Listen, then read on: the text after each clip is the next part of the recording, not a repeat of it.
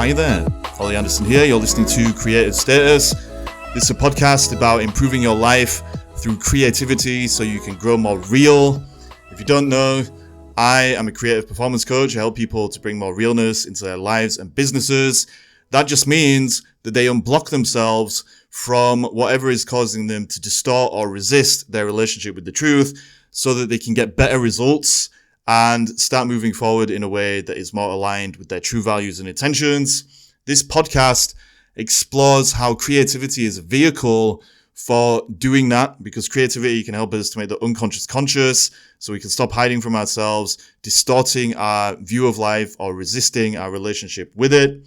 Every episode, I like to interview somebody who is creative and interesting and have something stimulating to say about all this kind of stuff. Today, I'm talking to Brandi Van, who is an expert in intuition and psychic abilities. Actually, you can check out her website to learn more about that. This conversation focuses on the intuition stuff. Brandi has a really interesting, powerful 4-step process for tuning into your intuition and getting the most out of it, so that you can get better results in life and do the things that you need to do.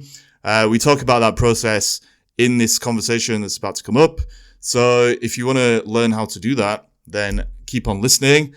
Brandi, thank you so much for your time. Everyone else, thanks for listening. If you get some value from this podcast, please leave a review wherever you're listening to it so that other people can find it. But other than that, hope this is going to give you some value. Here we go. Thanks a bunch. Boom. Oh, hi there, Brandi. Thank you so much for joining me on today's episode of Creative Status.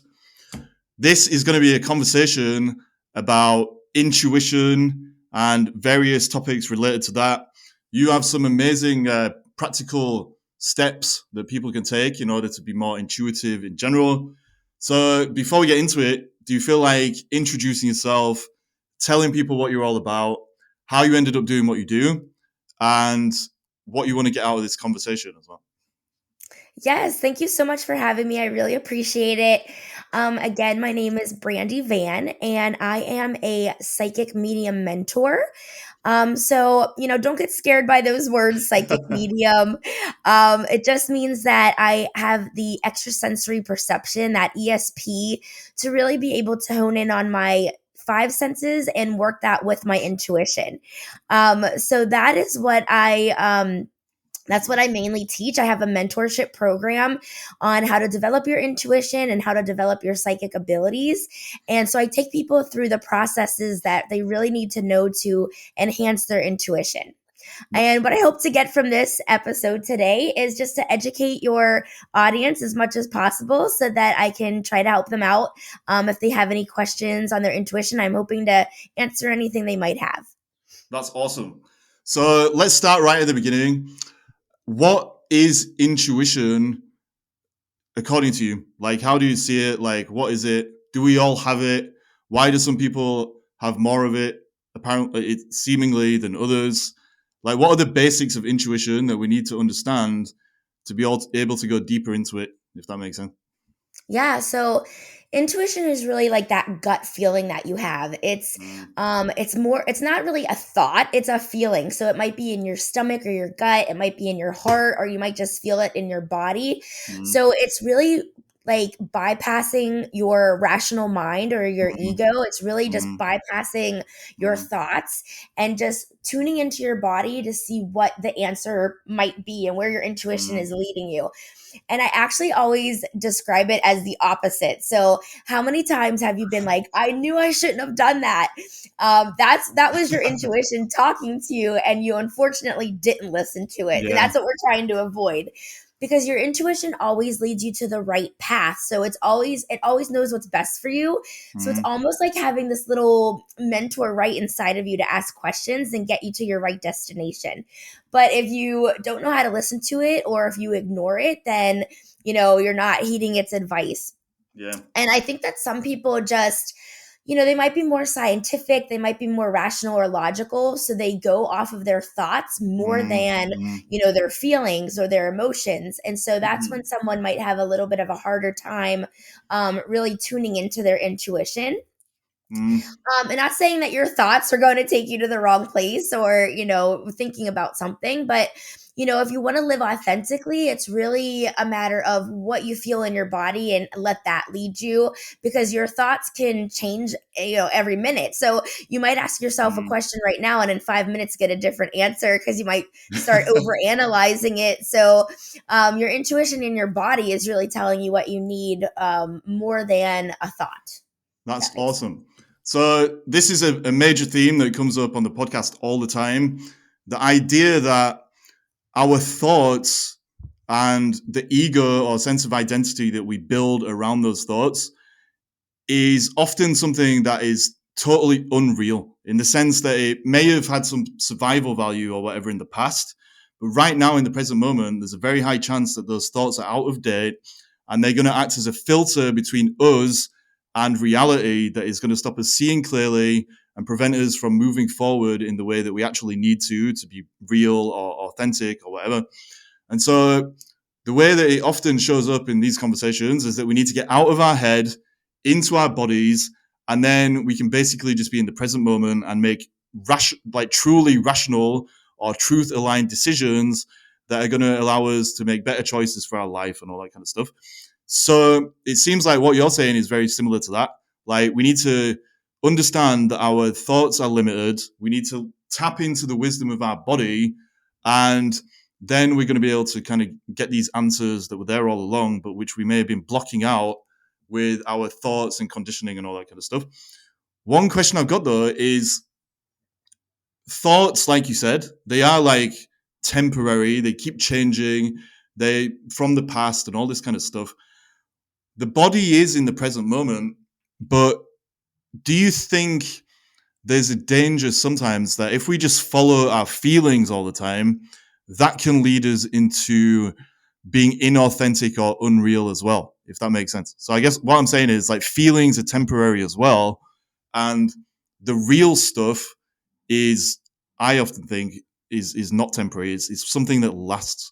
So is there something there? Like, sometimes with the feelings, we can get a bit lost and confused as well as the thoughts. I mean, Sure. I mean, I guess so. I really don't think so, because when you're living in that moment and your mm, body is telling you what to do, like I mm, said, it's always going to take you to your right path. So as long as it's not like a fearful motive and your mm, intuition is taking you somewhere, I really truly believe that that's going to take you to your right place. So, mm, and again, not saying that your thoughts won't either, because the way I'm talking about intuition, I know I'm saying the word feeling mm, or emotion, but mm, it's whenever you think of feelings and emotions, you think of, sad, angry, like those type of feelings. But this is a feeling that's really coming from your inside, from your inner body. And it might not even be something that you are emotionally attached to right now. So I might be in a bad mood right now. Let's say I'm mm, angry, mm, but then ask my intuition a question. It's not acting out of that anger. mm, So mm, really, your mm. intuition doesn't work out of emotion. Like, Yeah. if you're having feelings of like fear, anger, shame, guilt, resentment, bitterness, Mm, that's not your intuition. Those are yeah. your like everyday feelings. Yeah. Yeah. So Okay. this is actually a different type of feeling. This is your body telling you something. So it's not those emotional type of feelings. Your intuition actually works out of no emotion. So Yeah. when you Yeah. feel an answer coming from a very calm, centered place, that's how you know it's your intuition. It actually doesn't have an emotion attached to it. Yeah. Okay. That's kind of what I was getting at, I guess. So the way that I look at everything, right, is we're either moving towards wholeness, which is real, or we're holding back and hesitating because of fragmentation, which is unreal. It's the illusion that everything is separate, that we're disconnected from truth and all that kind of stuff. And I think that intuition is exactly what you just said. It's a connection to the whole. Like, ultimately, we can get out of our own way by clearing our thoughts out of the way, clearing all those negative and to some extent positive emotions out of the way, and getting into this kind of zero point, I guess, where we're just in the present moment of wholeness itself. And I think there's something here around what you just said, like the language people use around feelings, it confuses people and it holds them back from tuning into this very real kind of intuition you're talking about, which is almost the absence of emotion. Because I think like emotion is it's just another form of fragmentation, like our thoughts are. They're things that are temporary that filter our experience of reality in the moment or of wholeness in the moment and stop us from truly connecting to it. And so there's a lot of people out there, they're following their feelings in the sense of emotions, and it actually has a kind of backwards effect in the sense that it stops them from really tuning into their intuition, which is what they think they're doing by following their feelings. So is that something that you've, I don't know, seen with your clients or experienced, that their emotional stuff ends up being something that they're chasing instead of kind of dissolving with this kind of intuitive process you're talking about? Yeah, absolutely. So that's why it's really important to realize that, you Mm, need to become grounded and yeah, centered and yeah. really, like you said, live in the moment, become mindful of Mm, what you're feeling in the moment so that you can act on that. And so mm, that's mm. actually more rational than if you were to act on an emotion or a feeling that you're having right now. So you really Yeah, need to become a very yeah, balanced person yeah. to listen to your intuition. Yeah. And I think there's another element as well where we have to balance, I guess, the left brain and the right brain, or the conscious Mhm. mind and the unconscious mind. Because another myth that I've seen when people are talking about this stuff is they basically just try and abolish the influence of the left brain from their lives completely. And then they become so open minded that their brains fall out. So basically, what I think we need a combination of the two. Like we use our conscious mind to kind of direct us towards our vision for our lives and growing more real and moving towards wholeness and all that kind of stuff. But there's a kind of interplay between things coming up from the unconscious mind or from our intuition, and then using the conscious mind or our conscious awareness to kind of refine and to respond to whatever that stuff is so that we can move off in the direction that we need to move off in. So is there something there as well? Yeah, I definitely agree with that. So, I'm not telling people to completely turn off their ego or their rational mind. You definitely Yeah, still need yeah, that. But also, like how you said, like, remember, it's trying to keep you, quote, safe and secure, and it's yeah, trying to yeah, keep you in this comfort zone. yeah, So it doesn't want you to take risks. It doesn't want you to lean on your intuition. It wants to yeah, keep you in this safe place. yeah, It's been in the driver's seat this whole time. So it wants to stay there. yeah. But what I do tell people is recognize when, maybe your feelings, again, your intuitive feeling Mm, doesn't match with it. And at that mm, point, see mm. your ego or your rational mind as a good friend, but they're giving you bad advice. And Yeah, so yeah. it's like, okay, I hear you, but I'm not listening to you today. That's Or I'm awesome. not going to listen to you on this subject. So it's still there. You kind of have that as well, but you don't always have to listen to it. And you Mm. can just kind of quiet it down and say, you know what, today I'm going to listen to my intuition instead. Yeah, yeah. That's amazing. Like I think the ego is unreal, but we kind of need it, even though we need it just so that we can transcend it, if that makes sense. Like we have to keep pushing what we think we know about ourselves so that we can allow more of that intuitive stuff to surface, and then we can basically integrate the shadow self. Because I think a lot of the time our intuition is calling us back to the parts of ourselves that we've already disowned. So in your work, is there something around that, like the shadow stuff re-emerging, and then we become more complete, and then maybe we can go into the next level of getting intuition from something beyond the body, which I'm assuming is part of your work as a psychic and stuff. But there's a kind of process we have to go through. Yeah, so I have read that your intuition is like a little piece of your past lives that are still Mm, with you. So mm, they could be mm, reminding you, like, hey, you've already gone through this. Let's not make that mistake again. And so that's how it leads you to your right path. mm, I've also read that your spirit guide is also basically like your little mentor inside your intuition. So, your spirit guide was assigned to you at birth and they're here to help you on this earth. So I feel like again, you want to listen to it because it's always going mm, to lead you to that right destination. Whether it's coming from a past life or a spirit guide or from your present moment, mm. as long as I said like there's not a fearful motive toward it, then you know that it's leading you to the right place. Yeah. Yeah.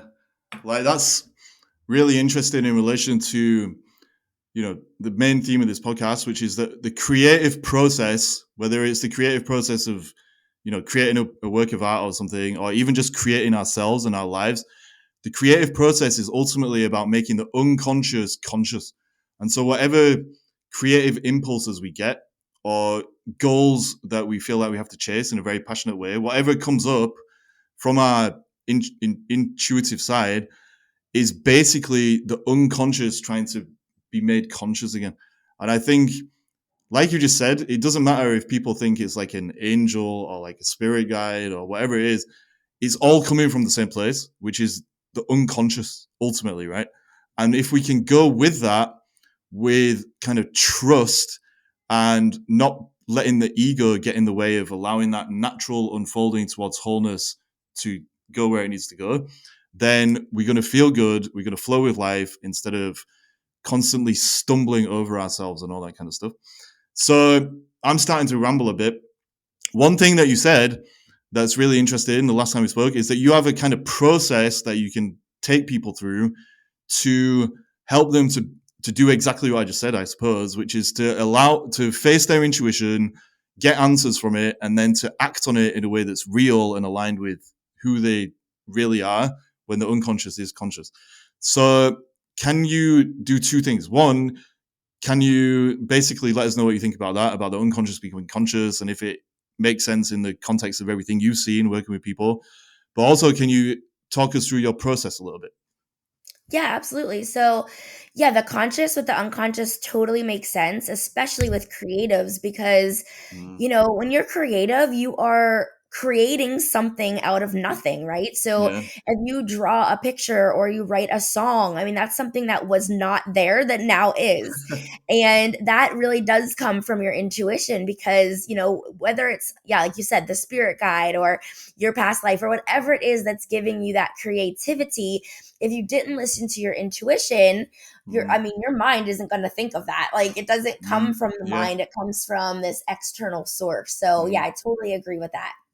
mm, I think a misconception is people hear the words listen to your intuition, and it's actually not listening, it's feeling. So, mm, I'll go through that 4-step process right now. So, to listen to your intuition, the first thing you need to do is ask it a question, because if you mm, don't get in the pattern of asking it a question, then you mm, won't be able to hear or listen to its answers. So yeah, first, like even if it's an everyday thing when you wake up in the morning, what do I need to learn for today? Or it could be something as simple as should I eat a burger or a salad for dinner later? Whatever it is, big or small, you have to get into the habit of asking it a question. mm, Then, once you ask the question, you need to listen to it. And again, it's not actually listening, it's feeling. So, you want to feel mm, the answer, feel it in your gut, in your stomach. And it's actually instantaneous. So, your rational mind starts working in 5 seconds. mm, So, you only have 4 seconds to listen to your intuition. So as soon as your thoughts start coming in, you've already missed the intuition boat. So, you have wow. 4 seconds to feel the answer. That's how quickly it comes. And Mm, again, it's coming from a place of no emotion, no mm, mm, fears. It's just coming from a very grounded place. And it's just mm, something you feel without mm, even knowing how you feel it. The next step in the process is to trust it, because again, it's always going to take you to that right place. So you need to trust that your intuition is going to take you to that right place. And mm, then the last step is to act on it, because if you mm. don't act on it, you might as well not done any of the other 3 steps. And Yeah. if you miss any of those steps, you're not actively developing your intuition. Mm. That's an amazing process because ultimately it's all encompassing. Like you're not just with this process, we're not just waiting for intuition to like arise. So it's not a passive thing.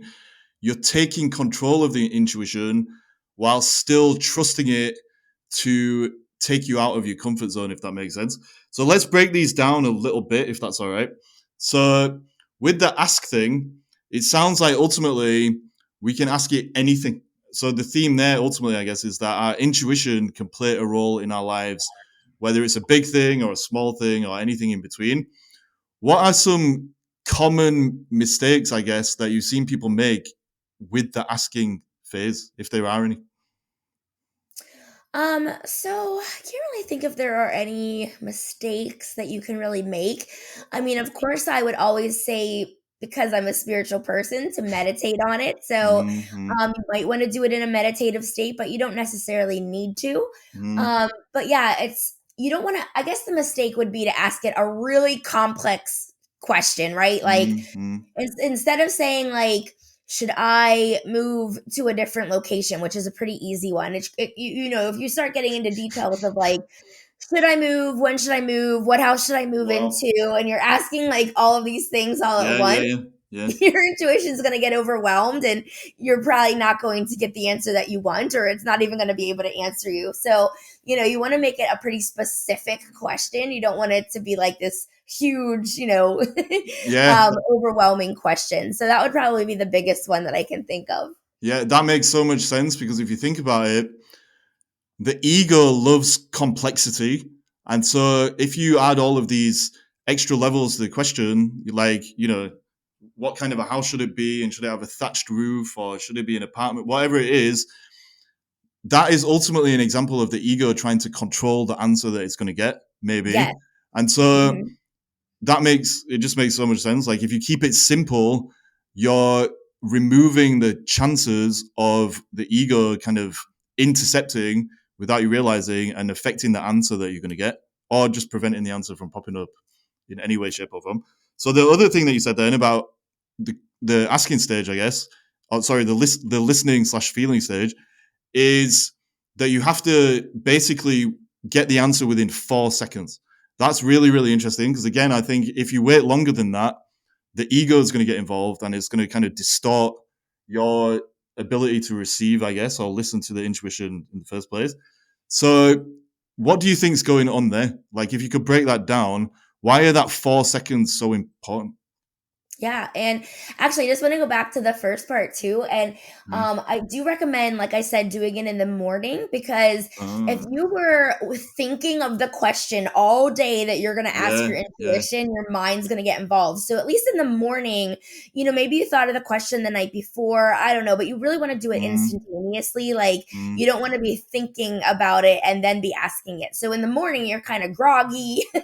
yeah. So you don't know like what your mind is going to think about it yet. So that's why I just wanted to reiterate that the morning is a really good time. Yeah, that's great advice.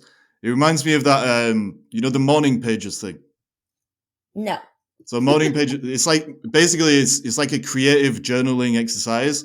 But the Mhm. idea is you just wake up in the morning and first thing you just like write 3 or 4 pages, like stream of consciousness, whatever comes out. But the reason they say to do it in the morning is because you're still kind of in a dreamy, sleepy state, Mhm. and so your conscious mind is going to put less barriers between you and whatever you write, and you'll just see what you actually think. And it's the same kind of thing, I think, with what you said. So Yeah. that's just awesome. It makes sense. So back to the 4 seconds then. Why do we have to act quick? Or, Yeah. yeah.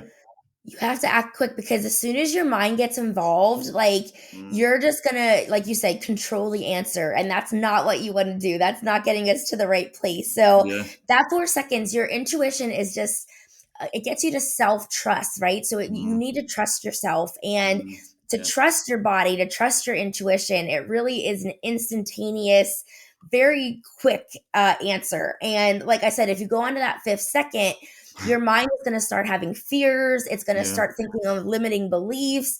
It's going to say there's Mm, no way that your intuition knows what it's talking about. Listen to me instead. yeah. So yeah, it's really important to just whatever you feel, and that's why you're acting on that feeling of very balanced, very grounded, centered place, Mm, to give you that answer, so that your mind isn't going to start giving you like you can't do this, makes you doubt yourself. That's what we don't want. yeah. Like I've actually seen how effective this is in my own life. Like sometimes if I feel like I want to do something, but I kind of feel like I don't want to do it, I do this thing where I say, right, I'm going to count down in my head from 3, and then I'm just going to do it. I don't know where I got this technique from. I can't remember. Like I heard it years and years ago, but it really works. So in my head, I just go 3, 2, 1, and then I get up and I do it, and that's it. But if I don't get up once I've got to 1, then like whatever it is probably won't happen. And it's the same principle. Like, I think there's something about the way human beings are just wired where it's exactly what you said. Like, if we don't act in the moment when the impulse arrives or the intuitive prompt, then we'll just start talking ourselves out of it and go back to the old habits and patterns and routines that come with the ego stuff. And so it's just a great way to circumvent all of that old conditioning, basically. So, okay. So far, this technique, these techniques, this process that you're sharing is like super useful. Now we're getting on to like the third step, which is one of my favorite words and something that just pops up in every single episode, it seems, of this podcast, which is trust. And I'm so happy you've used that word because you can't really follow your intuition or any creative impulse or anything that's going to lead you to deeper truth and wholeness without trust. Because when you're on that path, you have to step away from the ego. And the ego ultimately is the thing that stops you from trusting life. And it's fragmented, it's not whole, all the stuff I was saying. And so without trust, you're never, ever going to get where you want to be. So can you just crack this open a little bit and tell us, I suppose, what have you learned about trust by walking people through this process and kind of implementing it in your own life? Yeah, so sorry, go ahead. Sorry, I was just going to say that's a massive question. So sorry, like if it's too broad, but yeah, it sounds like you were going to run with it anyway. Yeah, no problem. So, yeah, your ego is just full of fears and it doesn't want you to take risks. So, if you listen to your ego, you will never get out of your comfort zone and your life will just be very mundane. It will never get you to try new things, whether it's food or experiences or relationships or whatever it might be. So, it just wants you to kind of stay in your comfort zone and never leave it. But when you can trust yourself, your whole life can change. I mean, when you don't have self-doubt and you can just trust yourself, it just like is a whole new way of living. And you almost have like a reality shift whenever you start listening to your intuition because your mind has taken you this far and your rational mind is, keeping you safe. But then when you go on to trusting your intuition and you're living really in a new way, you're now listening to your mind, or I'm sorry, to your body, to your heart, and what you really want in life. And it really kind of like shifts your reality into thinking like, I trusted my mind this whole time, and now I'm trusting this other thing. And then you'll start to see that it is leading to your right destination. So you do kind of have a time period of what is going on? Like, what is true here? If I listened to my mind this whole time, and now I'm noticing that my feeling is actually like the one I should be trusting. But yeah, when you can trust yourself, like so much changes. You just believe that you can do things. You're not as fearful to take those risks. You realize even that like challenges that come into your life, you start to change your perspective instead of like, why is this happening to me? Like your ego would say, you can change that to what is this teaching me? What am I going to learn from this? What can I learn so that I don't make this mistake again? And then you also can look at your past and be like, you know what? I've gone through difficult situations before. I trusted myself. I have that strength, and it can get you through anything that comes up in the future. So you really start to feel like, more confident, and that can really help you grow in so many different ways in your life. Yeah. So one thing that I've found around the trust thing is ultimately you have no choice. Like, this is the thing with trust. Like, when you look at life, that you can't explain why necessarily, but when you boil it down to the basics, the only thing you can do is trust in yourself and in life. That's how I see it, right? And you can only do that by letting go of the ego stuff. The ego, really, and our need to cling to it and hold on to it, is a lack of trust. And ironically, even though we think the ego is going to keep us safe and help us to survive and blah, blah, blah, blah, blah, when we attach to it in that way with this lack of trust, we end up being exactly like you said. We won't take risks. We're in our comfort zone. We try and force life in order to maintain the illusion of the ego. And when we let go of it, if we can, everything shifts. So instead of trying to control things, we can flow with life. Instead of having a lack of confidence, we paradoxically have more confidence because we realize that we're not just our ideas of ourselves, we're an experience of life itself, which is, it goes back to what you were saying about this kind of 0 point where we're tuned into our intuition and we just feel completely whole and completely connected. But the reason I say we have no choice is because you can't really talk yourself into trusting. Do you know what I mean? If you try and talk yourself into it, that ends up being ego. And so something needs to happen in our lives where we kind of just wake up to the fact that this is just how it is. All I can do now is trust, get out of my head, know that I want to move in a certain direction, and take the steps as they appear. So I guess my question for you is, like, if somebody hasn't reached that stage yet, like if they are lacking confidence, they're scared to take risks, they're, in an ego, with self-pity and all those kind of things that come with it, how do we get to that point where we realize, okay, I just have to trust? I don't know if that's a weird question, but like, we have to trust ourselves to be able to handle whatever happens by taking risks and stepping beyond the ego, blah, blah, blah. But also we have to trust life to take us where we need to go. And when we can get there and do trust in that way, and, we make the unconscious conscious and we connect life to life on a deeper level, that's when things work out. And like in my life, that's exactly how it's played out. Like when I was in a more egotistical place, I was trying to force everything and I was just taking action for the sake of it instead of doing this work you're talking about, like the inner work of seeing what I really want and learning to transcend my ideas about myself. When I was forcing life like that, nothing ever worked out because it was all my assumptions based on my limited understanding. But when I was able to let go and to trust, things just got better and better and better. So 2 things there. That was a ramble again, sorry. Like, 1, if we can't trust, but we know that we kind of need to start doing so, how do we do it? And then 2, along with trusting ourselves, which is really important, what else do we put our trust in, if anything?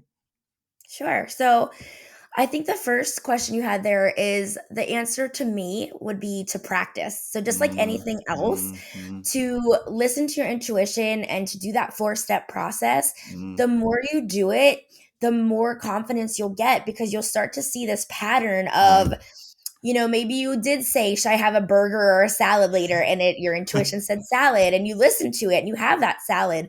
Maybe you start to get more energy. Maybe you lose a couple of pounds, so you'll start to see the difference in your life. And when you can look back at, I asked it this question, I did that 4-step process, and this is the outcome. The more that happens and the better the pattern gets, you'll start to realize, okay, this is working. I'm going to trust my intuition.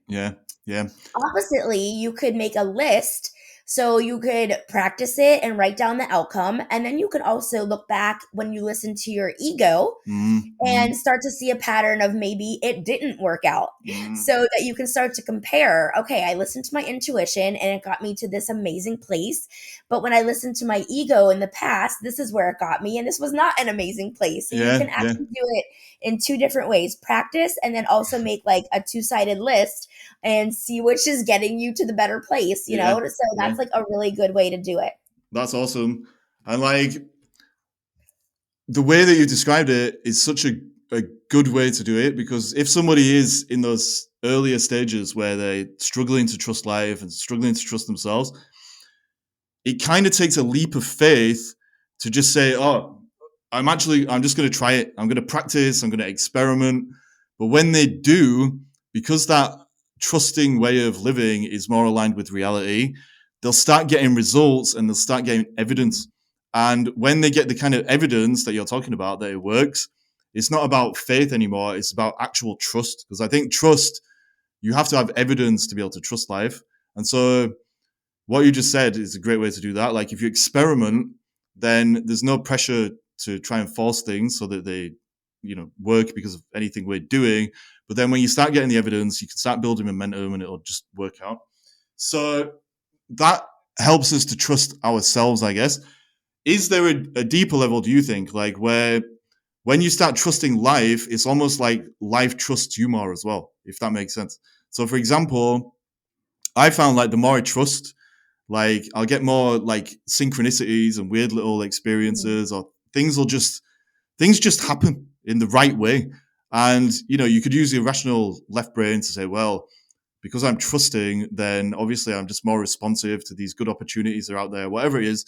But there does seem to be a kind of deeper level where I suppose we're getting into the realm of the collective unconscious or something like that. Like there's an interplay between me and life that can only exist when I'm trusting life, if that makes sense. And if I don't trust and I'm not listening to my intuition and all that stuff, then that whole sense of interplay is just cut off because I'm in the ego state. I'm seeing myself as being independent and separate from everything. But when I'm open to trusting that I am part of the whole and part of everything else, then it responds to me better. Do you know what I mean? Yeah, absolutely. So I think that kind of boils down to the law of attraction. So if you're putting that trust out there, you're going to get trust in return. Just like if you put Mm, like mm, negative attitude out there, then you're going to receive negative attitude. So mm, it really is this like mirror of reflection. So whatever you're going to put out, you're going to get back at you. And that's basically how the collective consciousness works. mm, And then also because we're all working toward a goal, when you're working towards something and you can feel that connection to other people, mm. that also helps your trust level as well. I do think that the other thing is, shoot, I lost my train of thought. It was law of attraction, and I'm sorry, can you edit this part? No. Oh shoot, okay. There was another part I was going with that I completely It's all right. forgot. It'll come back to you. Like, don't worry. Yes. This happened. So, Oh, I got just it. oh, you got it. Sorry. Yeah. Okay, Yes. brilliant. So, the other part of it with the trust is to realize that the universe is abundant. Yeah. So, if you're thinking in terms of lack, Yeah. of Yeah. I wish I had this, I wish I had that, you're comparing yourself with other people and you feel like they have more than you.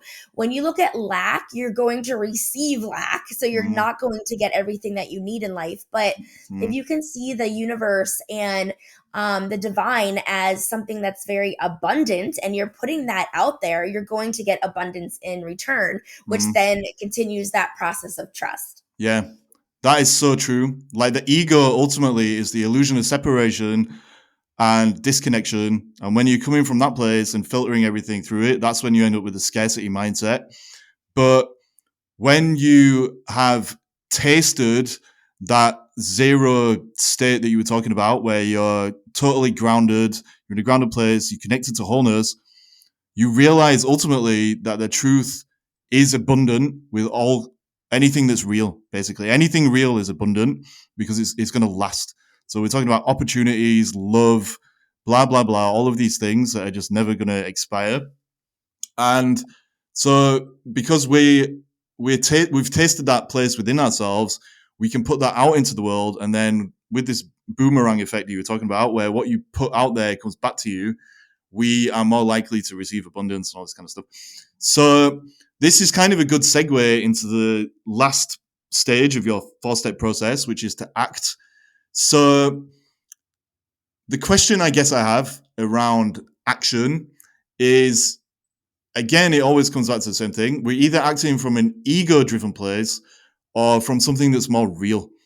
And I think when we're acting from this ego driven place, that's when we just end up taking action for the sake of it, or we take action to try and fill some kind of a void within ourselves that is there because we haven't been listening to our intuition, basically, and we haven't tasted that grounded feeling of wholeness. And so when we're acting from a disconnection to that, that's when we just chase things that we don't even really want. Like we chase material goods for the sake of it. We chase empty relationships. We can chase anything basically because we give it meaning it doesn't have, because we're trying to use it as a substitute for that feeling that's inside us that we're currently disconnected from, if that makes sense. But when we have done this work that you're talking about, the inner work, which for me goes awareness, acceptance, and then action. For you, it's going ask, feel, trust, and then act. It's the same thing ultimately. You dive inside yourself, you see what's there, and then you can take action that's actually going to get you somewhere. So the question is, sorry, another ramble. I told you I had too much coffee before we started talking. But anyway, what is the difference between, I guess, acting from this ego-driven place where we're acting without listening to our intuition versus listening to the intuition and then acting, if that's a good way to take it. Yeah, so an example of acting on your ego would be like, society tells me that I need to Mm, get married and have children. So that's what you do, even though maybe authentically you really don't want to get married and have yeah, children. yeah, But you're listening to what society has said mm, to do and what is considered to be safe and the right path that you're supposed to be taking. yeah, But if you listen to your intuition, and like me, like I don't have children and everyone in my family does. And they're always like, why aren't you having kids? And I'm like, because I know deep down that I don't want them. So it's yeah, like, if I were to have them, I would be living my life for someone else. And, mm, that's when anxiety and depression can come mm, on board, and you don't want those type of feelings. You want to live authentically, to mm, be happier, to have more pleasure in life. So you mm, really have to do what you want, because this life is for you. It's not for someone else. mm. And so when you can live authentically for yourself, it's just such a better way to live. And yeah, it's just like makes you so much happier. You don't want to be living, they have their journey and you have your journey, and you have to Yeah, live the way you want to. yeah, yeah. Do you think there's an element where sometimes we think we want something, but as we start moving towards it, we realize that we only wanted it because we were out of touch with ourselves, because we were trying to hide from ourselves, if that makes sense. So basically what I'm saying is, a lot of the time when I'm coaching people, I find like at the start of the journey, the coaching relationship, they think they want something because it's going to solve all of the problems in their life, basically. But the only reason they have 90% of the problems that they think they have is because at that point in the journey, they're disconnected from this real feeling you keep talking about, right? The groundedness that we all need to feel real. And so before they have that feeling, they end up setting all of these big goals and things like that that they're not really interested in. But it's exactly what you said. Those specific goals, whatever they might be, they think are going to give them some kind of status or some kind of social bullshit thing that makes is going to make them feel like they finally made it. They finally fit in. And sometimes I guess you meet people at the start of a coaching relationship, they've already got all that stuff because they've been living like that. But then they realize how empty it is, because the only thing that can fill us is this real feeling of intuition that you're talking about. And when we do get that, all of those unreal goals kind of fade away, and we just end up being led by life, I guess, if that makes sense. Like, this is the trust thing again, but ultimately, like, this is how it's been in my life as well, right? Like, I thought I wanted certain things, and part of it was the social conditioning. Like, definitely, the world is not reality. That's what I'm always saying. And we internalize it, and it dictates our goals for us and all that stuff. But then we also hypnotize ourselves with an unreal path of action because we're disconnected from who we are. And so when we taste our intuition truly, a lot of our goals kind of fade away, and we just, I don't know, we find what we're really supposed to do, like our real purpose or something like that. And I think when we get to that stage, the action is inspired action, basically, not just acting for the sake of itself.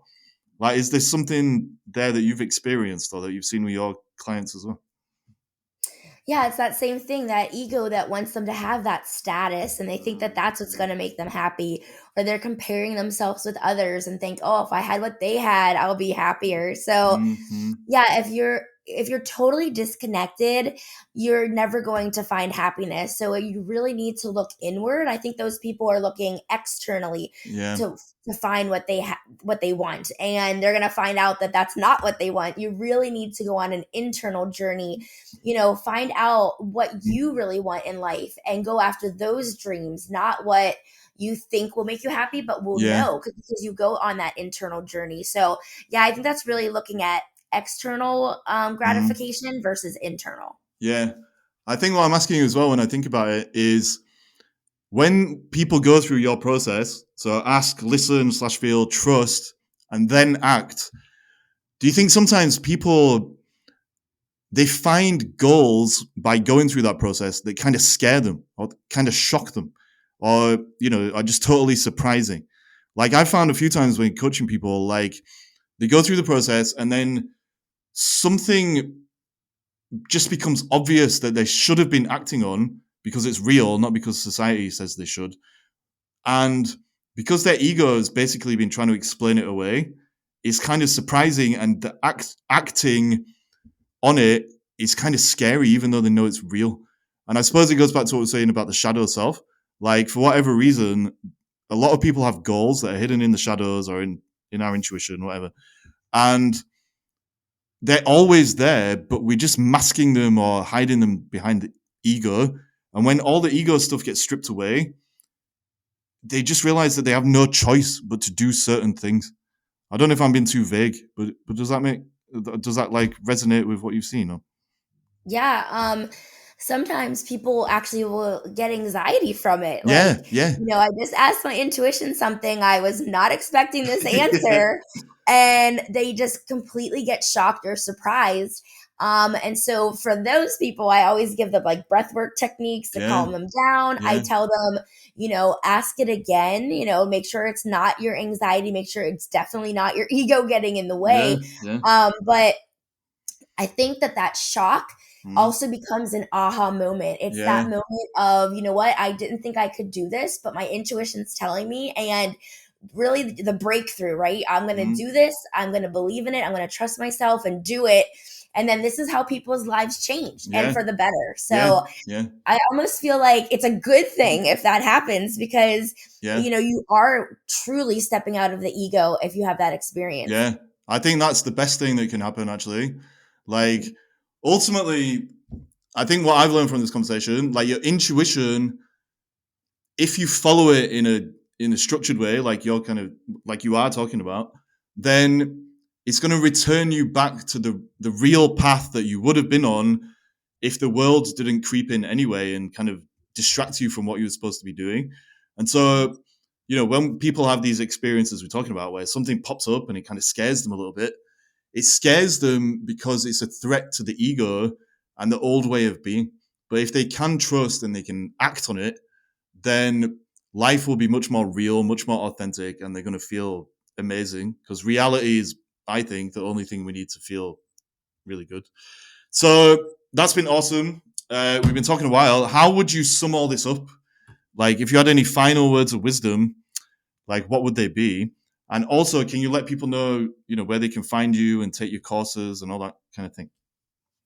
Yeah, the biggest thing I can tell someone is to step outside of their fear. The fear is Mm, going to be the thing that gets in the way because mm, mm, you, like I said, you're having a new reality. You aren't trusting yourself this whole time. So, yeah. you know, just try to get out of that fear because once you can Wow. get through it, it's so much brighter on the other side. You just have to Mm, face it, like see it as a storm, and on the other side is going to be the sunshine. And so just face that mm, storm mm. and you're going to come out better on the other side. Wow. Um, so how people can reach me is they can go to my website. It's just brandyvan.com. That's Brandy with an I. And I know it's a little off topic, but I do have a free PDF. People don't realize that they are having psychic experiences. They might think they're just having like everyday human ones. And so I have a PDF that can show them that we all have psychic abilities. And one of those abilities is, of course, an intuitive. So Mm, they can find out right on that PDF if they are naturally intuitive. And this is a way they should be living life anyway, if they are naturally like that. And then I'm also on Facebook and Instagram, and my handle is Brandy Van Medium.